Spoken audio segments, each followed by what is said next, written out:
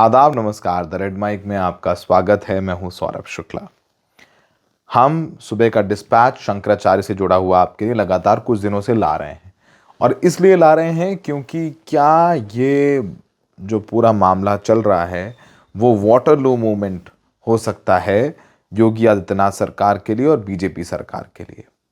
और अभी जो बंगाल में चुनाव हैं, असम में चुनाव हैं, तमिलनाडु में चुनाव हैं या केरल में चुनाव है, वो बीजेपी के लिए महत्वपूर्ण तो हर चुनाव होता है, लेकिन असली चुनाव होगा फरवरी और मार्च 2027 में उत्तर प्रदेश का।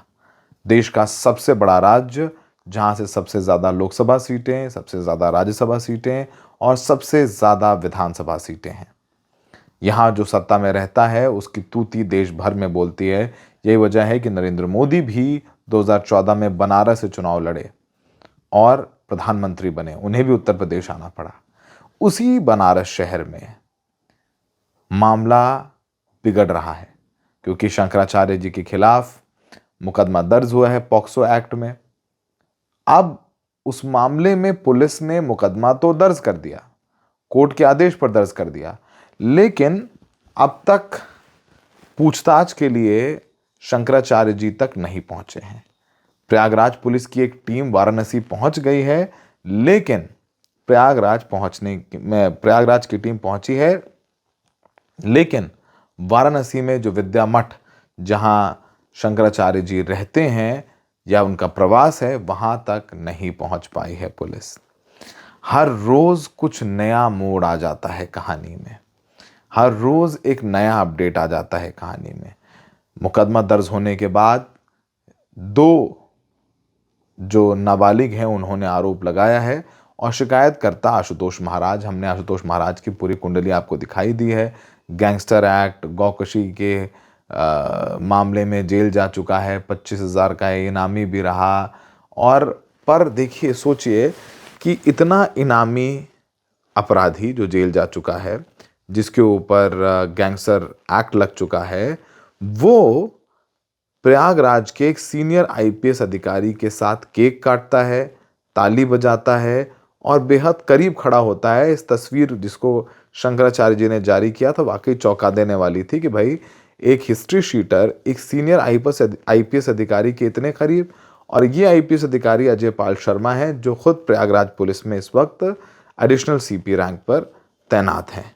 तो सोचिए कि जो प्रयागराज पुलिस कार्रवाई कर रही है शंकराचार्य जी पर, उनके एक अधिकारी बेहद करीब हैं आशुतोष महाराज के, जो हिस्ट्री शीटर है, जिस पर गैंगस्टर एक्ट के तहत कार्रवाई हो चुकी है। नंबर 1। अब ये नंबर दूसरी तस्वीर देखिए। अब इसमें भी अजय पाल शर्मा नजर आएंगे, जिसमें वो राम भद्राचार्य के पैर छू रहे हैं। और राम भद्राचार्य कौन है? राम भद्राचार्य को आप जानते ही हैं, काफी मुख्यमंत्री योगी आदित्यनाथ के लिए प्रवक्ता के तौर भी काम करते हैं और काफ़ी जातिवादी टिप्पणियां महिलाओं को लेकर के घटिया बातें वैसे भी करते रहे हैं। अब ये जो आशुतोष महाराज शिकायत करता है वो असल में राम भद्राचार्य का चेला है। तो अजय पाल शर्मा आईपीएस अधिकारी, डीआईजी रैंक के अधिकारी जो प्रयागराज में इस वक्त तैनात हैं, वो राम भद्राचार्य के पैर छू रहे हैं, उनके चरणों में शीश नवा रहे हैं। और आशुतोष महाराज राम भद्राचार्य का ही चेला है जो इस पूरे मामले में शिकायत करता है। तो कुछ चेन आपको समझ में आ रही है कि सब जुड़े हुए हैं। राम भद्राचार्य जी के पैर छू रहा है एक आईपीएस अधिकारी, फिर राम भद्राचार्य जी का चेला आईपीएस अधिकारी का केक कटवा रहा है, और वही चेला क्या कर रहा है? वही चेला शिकायत करता है। अच्छा, आशुतोष महाराज ने एक व्हाट्सएप ग्रुप बना रखा है, उसमें तमाम पत्रकार हैं। अब जो बुधवार को इसकी एक प्रेस वार्ता हुई और इसने कुछ और आरोप लगा दिए।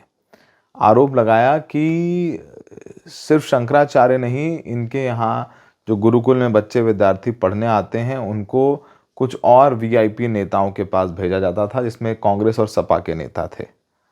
मतलब कि बात यहीं शंकराचार्य जी के आरोपों तक नहीं रुक रही है, वो कांग्रेस और सपा के नेताओं तक पहुंच गई है। अच्छा, बीजेपी के नेताओं का वो कोई जिक्र नहीं करते हैं। और वो कहते हैं कि जांच पूरी हो गई है, पूरी जांच हो गई है और जल्द शंकराचार्य को जेल जाना पड़ेगा। इस पूरे मामले में शंकराचार्य जी ने भी प्रेस कॉन्फ्रेंस करी, अब लगातार कर ही रहे हैं। शंकराचार्य जी ने सारे आरोप बताया और बताया कैसे कि आशुतोष ने व्हाट्सएप ग्रुप बना करके कैसे लिख दिया कि जांच पूरी हो गई है, पुलिस के प्रवक्ता के तौर पर काम कर रहा है। तो शंकराचार्य जी ने क्या क्या कहा, आइए आपको सुनवाते हैं। तो बताया कि इस समय जैसा कि बताया गया जांच चल रही है पुलिस की, लेकिन अभिषेक उपाध्याय नाम के जो पत्रकार हैं उन्होंने एक बड़ी खबर दिखाई है। उन्होंने एक व्हाट्सएप ग्रुप का स्क्रीनशॉट भेजा है, सार्वजनिक किया है। ये वो स्क्रीनशॉट है जो किसी व्हाट्सएप ग्रुप का है। आशुतोष ब्रह्मचारी महाराज जी की न्याय यात्रा, ये इसका शीर्षक है। और इसमें शिकायतकर्ता जो जी महाराज हैं उनका आप लोगों ने देखा कि यहाँ फोटो है।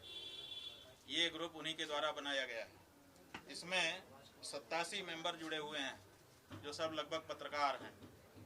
उन्हीं में से एक ये उपाध्याय जी हैं, अभिषेक उपाध्याय। ये कह रहे हैं कि ये जो ग्रुप बनाया गया है इनकी न्याय यात्रा का, इसमें ये लिख रहे हैं कि फर्जी शंकराचार्य, हमारा नाम लिखा है, प्रकरण में विवेचना पूर्णता की ओर। इसका मतलब है कि जो विवेचना चल रही है उसका समाचार इनकी तरफ से जारी हो रहा है। इसका मतलब कि जैसे पुलिस के प्रवक्ता हों, ये पुलिस जो जांच कर रही है उसके प्रवक्ता के रूप में ये बता रहे हैं कि क्या हो रहा है। प्रकरण की जो जांच की जा रही है, तीनों दिन सब काम छोड़ करके जो शिकायतकर्ता हैं, हिस्ट्री शीटर, वो पुलिस के साथ विद्यमान है। हर जांच में वो स्वयं मौजूद हैं। ऐसी कौन सी जांच होती है जिसमें शिकायतकर्ता को साथ रख करके जांच किया जाता है और वो इसको बाकायदा घोषित भी कर रहे हैं। अब शंकराचार्य जी की बात सुनी। अच्छा, लोग ये कह रहे हैं कि शंकराचार्य पर कार्रवाई ज़रूरी है। कुछ जो करीबी लोग हैं वो चुप नहीं हो रहे हैं। देखिए, अब भी बोल रहे हैं योगी और मोदी को लेकर के। देखिए, डरता वो है इसके पास कुछ खोने के लिए होता है। शंकराचार्य जी का कहना है कि उनके पास कुछ खोने के लिए नहीं है। मैं डरूंगा नहीं, मैं धर्म का आदमी हूँ, मुझे भगवान को जवाब देना है। अगर मैं गलत तो गलत नहीं बोलूँगा। अगर कोई हिंदू और हिंदुत्व या सनातन परंपरा का अपने आप को बताता है तो उसकी सबसे बड़ी रिस्पॉन्सिबिलिटी होती है कि उसकी रक्षा करे। लेकिन उत्तर प्रदेश में उसका उल्टा हो रहा है। यहाँ तक कहा शंकराचार्य जी ने कि कुछ लोग भगवा वस्त्र पहन लेते हैं लेकिन उनका सनातन धर्म से कुछ लेना देना नहीं है। तो ये जो कोल्ड वॉर, और ये अब तो सीधे हॉट वॉर ही चल रही है योगी आदित्यनाथ और शंकराचार्य के बीच, ये बढ़ती जा रही है। हमें एक बात समझनी होगी कि जैसे हमने लगातार बताया कि उत्तर प्रदेश में लगभग 12% ब्राह्मण हैं जो पिछले 4 चुनावों से बीजेपी को वोट देते आ रहे हैं।